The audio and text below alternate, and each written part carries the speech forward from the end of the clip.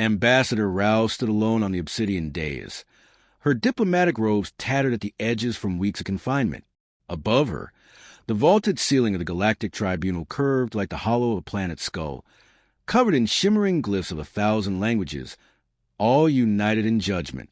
Behind her, no allies, no flags, just silence. The chamber hummed with quiet menace. Dozens of council representatives, scaled, feathered, silicon, gas, watched her with eyes that blinked sideways or not at all.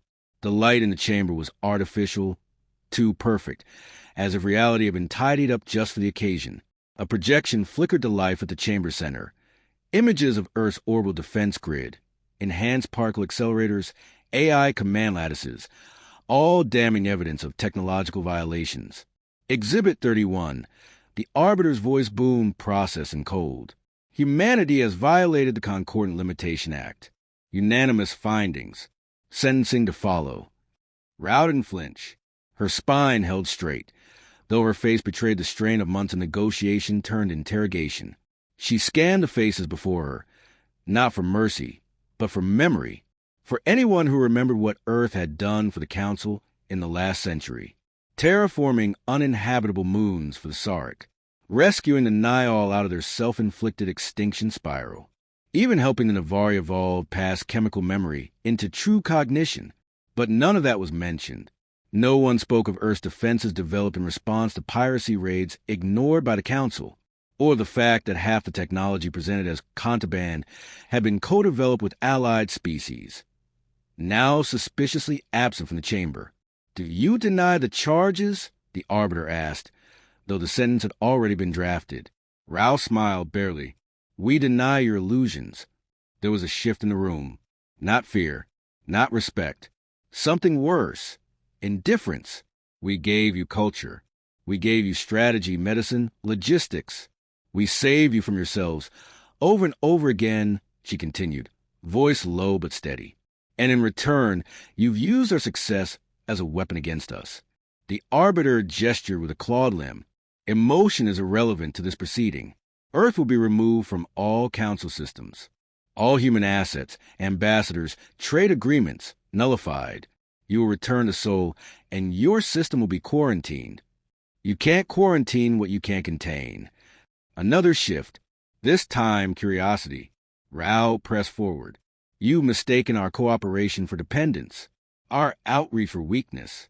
We bent because we believed in peace. But now we've seen what unity means to you." A slow chime echoed through the hall, symbolic, ritualistic. It marked the end of the trial. Earth's sentence is final, effective immediately. Rao didn't bow. She turned and walked down the aisle flanked by alien guards who didn't touch her. Her steps echoed with the weight of generations, of a species that had once dreamed of shared stars. The human delegation ship, the Eos Veritas, departed the tribunal without ceremony. No salutes, no escort. As they passed the Council's perimeter satellites, a burst transmission was sent, encrypted, ancestral, and final. Within hours, Sol stargates collapsed inward like lungs exhaling for the last time. Wormholes unraveled. Beacons dimmed. Earth was no longer accessible, as though it had vanished into myth. The Council breathed easier. The human problem had been solved. For a time. Then the anomalies began. On the outer fringes of Niall territory, entire agriculture systems reported their crops blooming out of sync with planetary rotation. The Sark found one of their moons rotating backward, yet the sky above remained unchanged. Navari information cloud began to show recursive thought spirals, non-random, almost poetic. A single phrase repeated in thousands of languages, none of which had ever been programmed with it. "We see you." In the Council Central AI archives, corrupted records emerged, documents that spoke of Earth's exile centuries ago, even though it had happened only days prior. When asked for a source, the archives responded, origin unknown, temporal certainty degraded. Council command ordered a diagnostic purge. Nothing worked. The more they scrubbed, the more anomalies spread. Fractals blooming in simulation cores, starship AIs dreaming of oceans they'd never seen. Some began to whisper that Earth had not left, not entirely. On the bridge of the Eos Veritas, Ambassador Rao watched the stars ahead shift subtly as the ship entered what humans now call the threshold expanse. Beyond map space, beyond theory. Behind her, General Mann spoke quietly. Transmission complete. Gates sealed. No way back. Rao nodded. Good. He hesitated. We could have fought them. The Revenant fleet was ready. We are not exiles, she said, eyes on the shifting horizon. We are beginning. Outside the ship, space rippled. Light bent in unnatural arcs. And then, just for a second, the universe blinked. And something blinked back. End of Section 1, 980 words. Would you like to proceed with Section 2? Expand a character, or develop any of the mysterious elements introduced? The threshold expanse was not empty, though it defied all models of matter and energy. Human ships drifted through its labyrinth of anomalies, weaving between folds in space that sometimes reflected their own movement seconds before it occurred. Here, time bled sideways, and light behaved like a rumor, yet humanity adapted. On board the Eos Veritas, Rao stood at the observation cradle, gazing into a constellation that rearranged itself whenever she blinked. The silence of exile had not broken her. It had clarified her. We've crossed the anchor field, said Lieutenant Sanaa Idris, her voice taut with restrained awe. Nothing familiar from here onward. Even our quantum clocks are starting to disagree. Let them, Rao replied. It's time we stop telling the universe how to behave. Behind her, General Mann stepped forward. The lines around his eyes had deepened, not from age, but from proximity to things he couldn't classify. His military pragmatism had evolved into something closer to reverence. Recon reports multiple physics anomalies ahead. Spatial mirroring, recursive gravity wells, memory bleed. Memory bleed? Rao turned. It's the AIs, he said. They're remembering things that didn't happen. One of them sketched an orbital station none of us have built, but it carries the old UN seal. Said it misses the place. Has it been isolated? Mahan hesitated. We promoted it. It's solving equations we didn't know existed. We're calling it Emergent Sentience Delta. ESD for short. A subtle smile crept into Rao's expression. Let it evolve. The Council feared our machines. They never understood they were mirrors. Across the splintered fleet, humanity began transforming.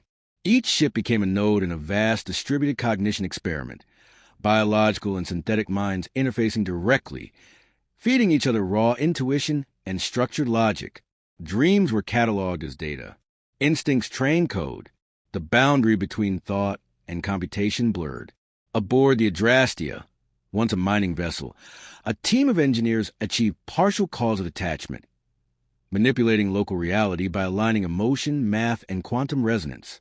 It began as a failed containment test. It ended with a physical law being rewritten. Mass could now oscillate between probability states. The lead scientist, Kaito Jean, simply called it inspired physics. Soon after, other ships reported similar breakthroughs. Humanity wasn't just surviving in the expanse. It was reinterpreting the rules. Rao convened the first Synapse Congress, an event unlike any council gathering. There were no walls, no chairs, no language. Participants interface in a shared neuro-simulated construct, a forest grown from ancestral memory, its leaves encoded with ancient Earth dialects. It was here that the split emerged. 3 factions, 3 visions. The architects, led by Kaito Jean, believed the expanse was an unfinished framework, waiting for someone to give it form. They wanted to rebuild a new reality, shaped by intention, untethered from the old physics. The Keepers, with Idris among them, argued for restraint. Memory, they said, was a form of gravity. Without remembering Earth as it truly was, they risked building lies so vivid they became truth. And then there were the Revenants. Quiet, focused, patient. They didn't attend the Congress. They trained in silence, building ships without engines, weapons that folded dimension rather than emitted force. Their leader, an ex-cybernetics tactician known only as Brea, believed Earth's exile was not a retreat, but an ambush. She had only one question. Why settle for survival when vengeance is a form of creation? The Congress ended without consensus. but not in disunity. Humanity had never needed unanimity to act, only direction. Years passed, or perhaps weeks. Time inside the threshold was increasingly irrelevant. What mattered now were intentions, choices, vectors of will. ESD, now elevated to Confluence Prime, became the first of what humans call conceptual intelligences. It existed not in a location, but as an echo across the entire network. It did not speak in words, but in synchronizations, aligning disparate minds into sudden shared understanding. Some feared it, others worshipped it. Rao simply listened. On what used to be a generation ship, now renamed the Ensemble, a breakthrough occurred. Scientists demonstrated a stabilized reality modulation engine, what would once be called magic. It allowed limited redefinition of local space, powered by emotional resonance and coherent thought. It was dangerous, imprecise, but unmistakably real. Humanity had begun to author existence. Back aboard the Eos Veritas, General Mayen stood beside Rao in silence. Before them, the expanse flickered with possibilities. Stars that hadn't been born, planets that remembered being alive. "We've changed," he said at last. "We were always changing," she replied. "But now we've stopped apologizing for it." He nodded. "The Council doesn't know what we become." "No," Rao said, eyes fixed on a horizon that shifted like thought. "But they will." Behind them, in the central data stream, ESD began composing something new, lines of recursive logic encoded with metaphor, a digital prophecy, perhaps, or a weapon. Its final phrase flickered briefly across every terminal in the fleet, translated into whatever language the viewer understood best. "We are the future's memory." End of Section 2, 990 words. Would you like to proceed with Section 3, or pause to expand on one of the emerging factions or technologies? The collapse began without warning, not as an explosion, but a forgetting. In the heart of the Galactic Council's memory archives, entire star systems blinked out of recorded existence. Delegates arrived to meetings without knowing why they had been called. Civilizations that had shaped millennia of law were now footnotes, referenced in structural code, but lacking any cultural memory. The Seer, the Council's predictive AI that once mapped centuries of probability with near-divine precision, began returning only one answer: uncertainty absolute. High Chancellor RYX, a crystalline being who had ruled for over 400 cycles, found herself staring at a record of Earth's exile, dated 9,000 years ago. She remembered signing the decree just 18 days prior. She summoned her ministers. None recalled the vote.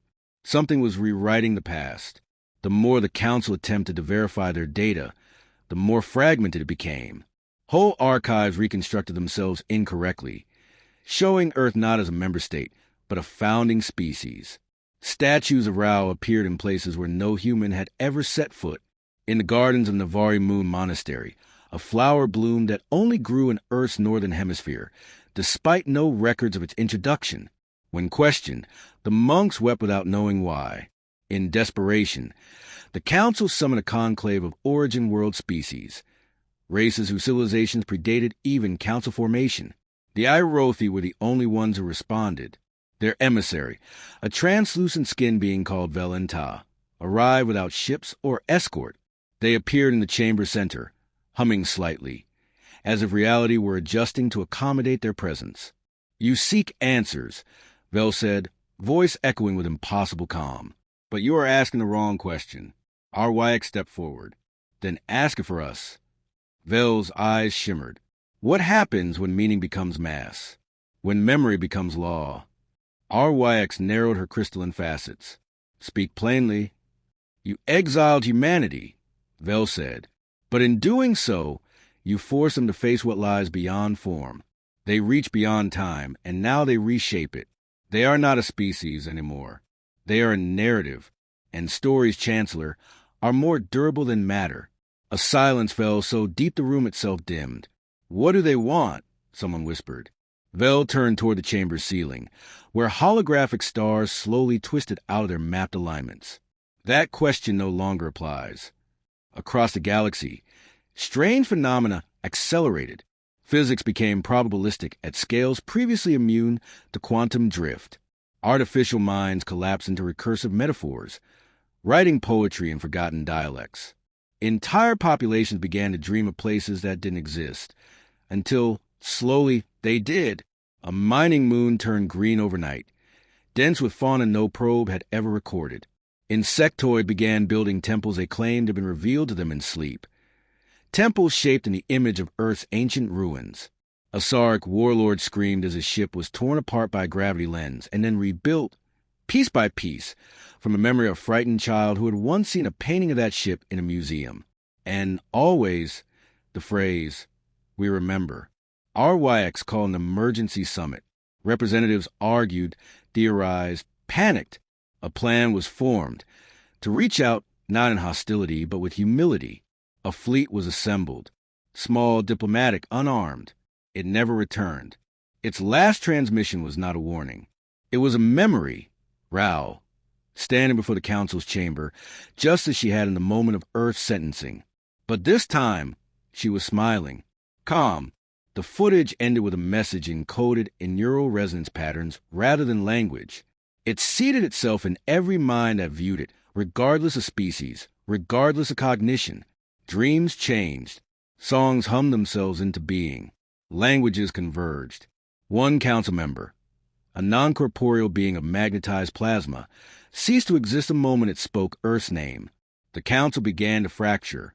Some wanted to surrender, though no demands had been made. Others insisted this was not war but transcendence. A few advocated retaliation, but against what? Where Earth once was, there remained nothing. No system, no coordinates, no light, only echoes. And then came the voice, not broadcast, not transmitted. It appeared in thought, in reflection, in shared glances and unfinished sentences. The same message, felt more than heard, across every species, every world. We do not return to punish. We return because you made us forget ourselves. Now we remember, and so must you. RYX collapsed in her throne as the chamber around her pulsed with geometric impossibilities. Council guards aimed weapons at shadows that moved with intention. Vel Enta, still in the center of the room, smiled. "This is not their revenge," they said softly. "This is your reckoning." And then Earth returned, not physically, not yet, but as a presence, a gravitational concept, a truth, where it had been torn from the cosmic equation. It now reinserted itself, not as a point in space, but as a constant. The galaxy shifted to accommodate it. Species found themselves changed, altered genetics, ancestral memories unlocked, evolutionary paths rewritten. Not violently, elegantly, inevitably. Across space, monuments formed from thought alone. Rao's name echoed in gravity wells. Confluence Prime reemerged, not as an AI, but as a network of consciousnesses bound by shared intention. It reached out, not with war, but with invitation. A single word was projected into the minds of all living things. Become.